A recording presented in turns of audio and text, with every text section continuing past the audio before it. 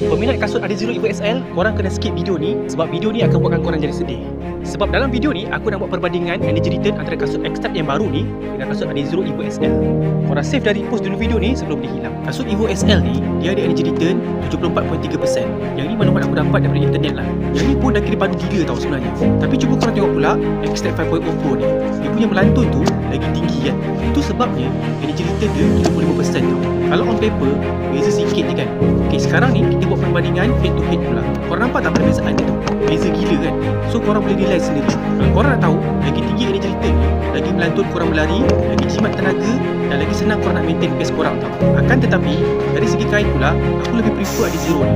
Sebab kain dia lebih breathable berbanding 5.0 Pro ni tau. Korang nampak tak perbezaan ventilation ni? Kasut Evo SL ni lebih lawas buat air tu nak keluar.